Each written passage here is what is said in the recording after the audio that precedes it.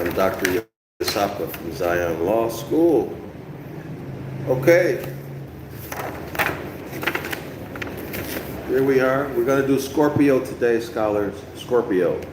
The Gospels and the Zodiac, the secret truth about JC, the Christ figure. All right? We're on Scorpio. The link to the free PDF is in the description area of the video, so download it. Print it. Okay? And get it bound. Get it bound. Same way I did. Right?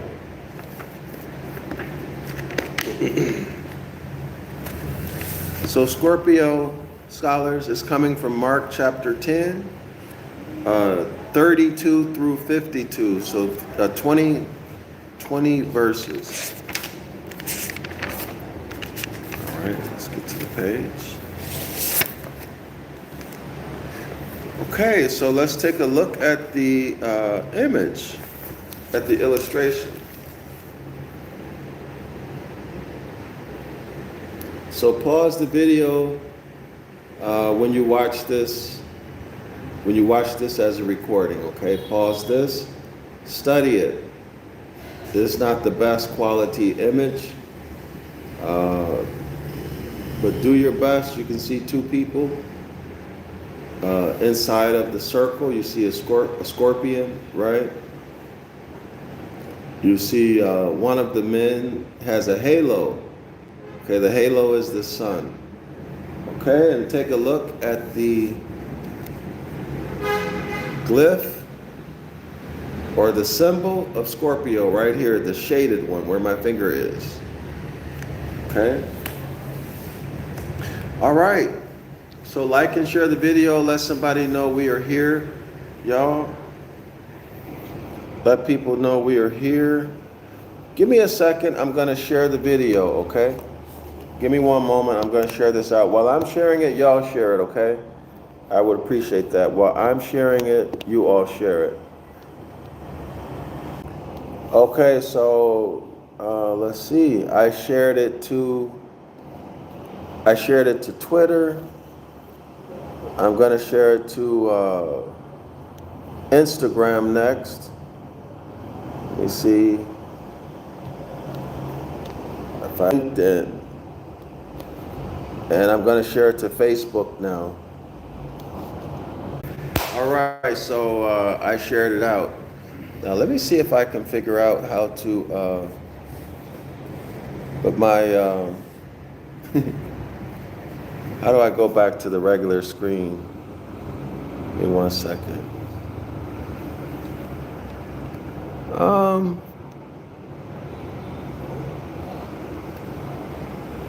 Oh well, I'm trying to figure out how to go back to the regular. Anyway, maybe I'm wasting time. Let me try to get.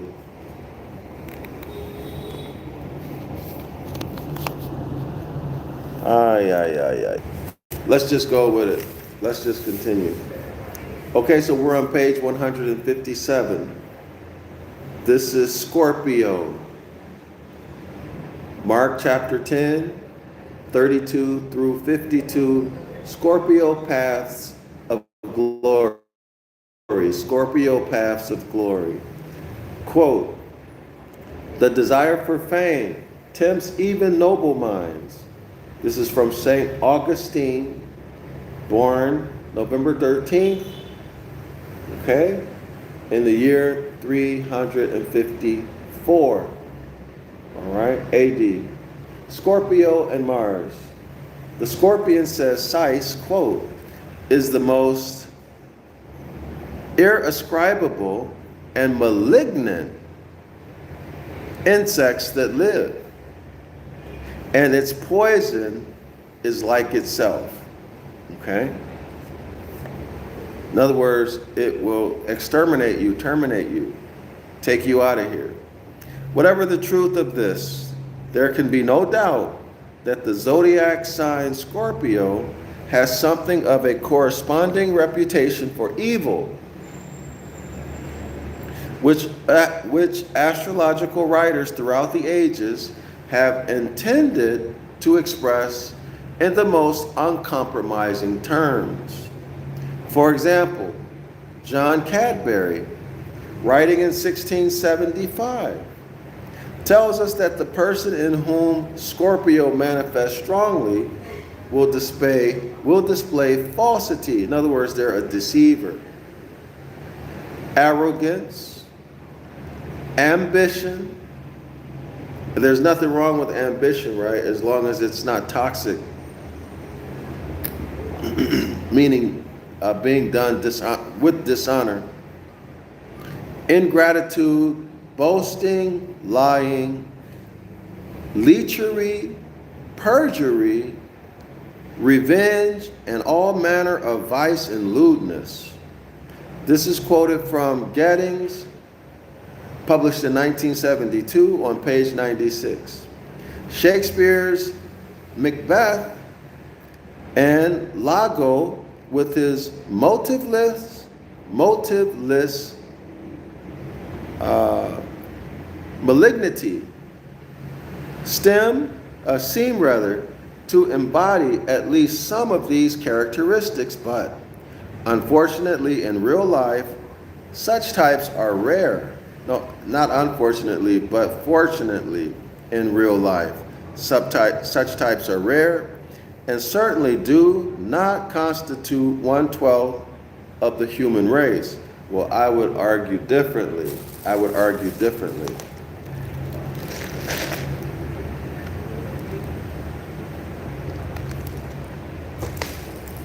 So, you all should check out Han Uman and the personality traits. Han Uman and the personality traits of the half monkey, half man created creature. Check that out, and you're going to see that it squares up with the description that we just read. So Han Uman, or the human, okay? Or the human. Now, if you're Genesis chapter 2, autochthonous, then you would be man and woman. Human is mankind, a kind of a man, a colorable man, right? A colorable man. So we're talking law, not metaphysics, and not history. This is law, okay? That I'm referencing. Okay, so let's continue. What Cadbury list describes is not an individual, but a series of potential manifestations of the primary principle of Scorpio, intensity of emotion. So y'all got that? The primary principle of Scorpio is intensity of emotion. So, unfortunately, this definition doesn't tell us. I guess we need to assume that he's talking about.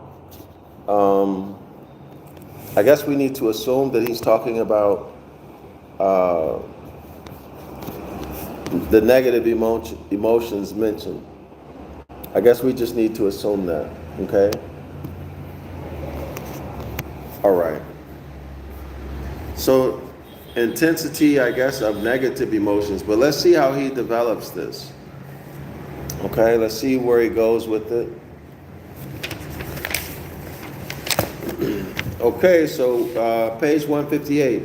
Scorpio is a water sign, and water symbolizes the affectional nature that part of us, that part of us that operates more by instinct than by judgment. It represents the repository of all those unconscious urges and desires over which our conscious control is limited. If we add to this principle of fixity, that's capital F, fixity, we can see how Scorpio comes to represent those unconscious forces at their most ungovernable. Okay?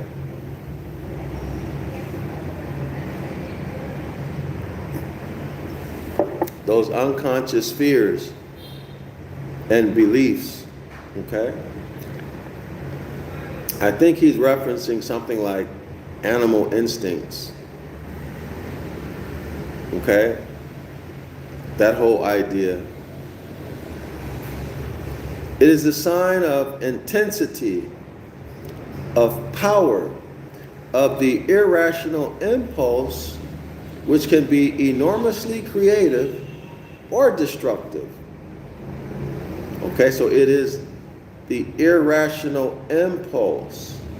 Okay, Scorpio symbolizes the depths, the interior caverns of the personality into which we have barely even begun to shun light. So this is to me sounding like lower self behavior or the lower self, okay?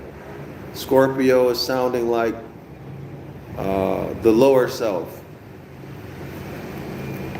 The glyph of Scorpio, which I've already shown, vaguely resembles the legs and tail of the scorpion, which is essentially a creature of darkness. So there we are, lower self, right? Secretive, hiding in the shadows. Okay, so in the winter time, some animals hibernate, right? They hibernate in dens and caves and whatever else. So Scorpio is the lower self. Okay? So that quote comes from Mayo 1964, page 49. The glyph is also similar to that of Virgo. Okay, now that's worth looking at, y'all, because these are very similar. I'm going to show it. With which sign it has much in common, and with which, according to legend, it was at one time united. The sign Libra not having at that time been introduced into the zodiac. Okay, so that quote is taken from Carter, 1965, page 78. And then we have in parentheses, this may well be the reason why Virgoian themes or Virgo themes of service are reiterated in the Scorpio section of the Gospels. Okay? Is that clear? Now, if what the author is saying is in fact true,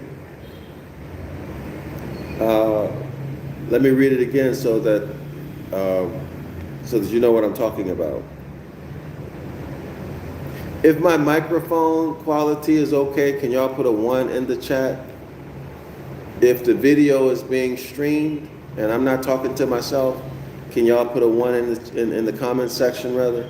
Put a 1. Let me know the signal is okay, the feed is okay. All right. So let me go back to it. I lost my place. Okay, here it is. The glyph is also similar to that of Virgo, with which sign it has much in common. So now let me show you the glyph, the two glyphs. Both of them look like a letter M, if you ask me. Here's Scorpio. See, it looks like a letter M.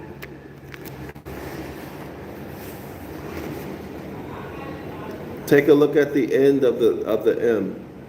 It's pointing downward, right? Now take a look at Virgo. See, y'all see Virgo? That last part is going upward and connecting the other part of the M, what looks like an M. Y'all see that? So that's intentional because these have something in common. Okay? They have something in common, so they have a similar glyph according to the author. All right, so it continues. With which sign? With which sign It has much in common. Scorpio and Virgo have much in common, and which with, according to legend, at one time united. So Virgo and Scorpio were in ancient times one zodiac sign. Y'all see that? With which sign it has much in common, and, quote, with which, according to legend, it was at one time united. So, if Virgo and Scorpio were at one time united, that means we're missing a zodiac sign. Because now we have 12, they're supposed to be 12, right? If Virgo and Scorpio were one, well, then that means where's the other one? What was it, or what is it? And then, of course, why is it being hidden? Everybody see that? Everybody see it? So that's another point that we need to research. Okay? It continues. The sign Libra, not having at that time been introduced into the zodiac.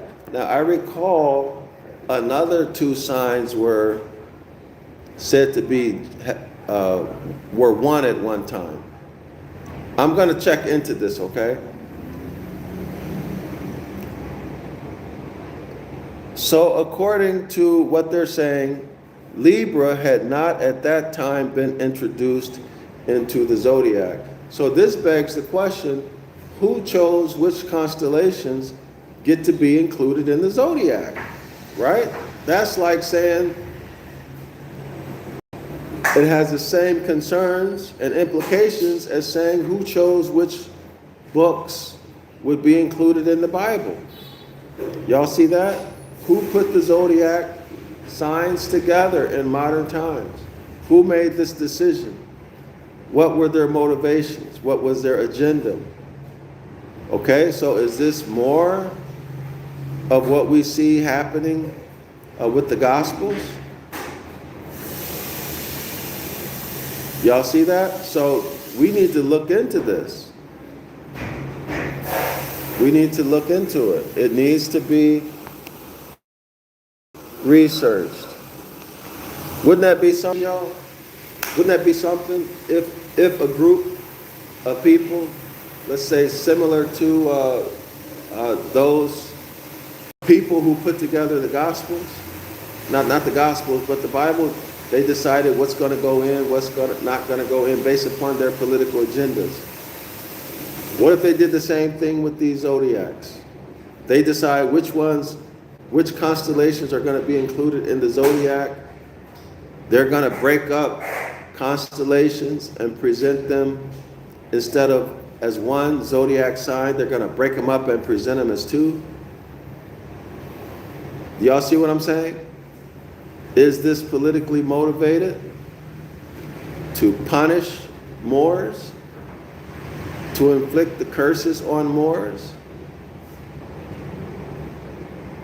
Okay? Like those religious documents have been used. Okay, now remember, there's energy and power associated with this, coming through it. All right, so in other words, has the zodiac been weaponized against you? That's the question.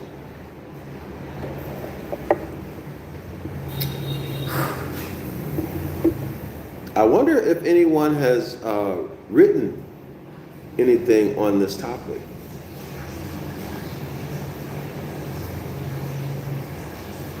Right? Or are one of the deacons, are one or more of the deacons of any zodiac sign the actual zodiac sign itself? I don't know.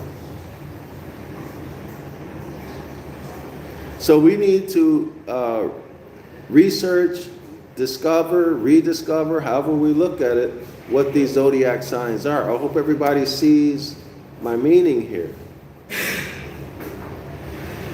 Okay, so let's continue. Mythologically, the sign is associated with the underworld. So Scorpio is associated with the underworld. That means it would be associated with the Raphaim, the Dogon and Oannes, therefore Christianity. Do y'all see it? Everybody got that? The place of the dead. Okay, so that's the Raphaim, right? Sheol, the tomb to which we go and the womb from which we come. Okay, so now there's a physical death and a civil death.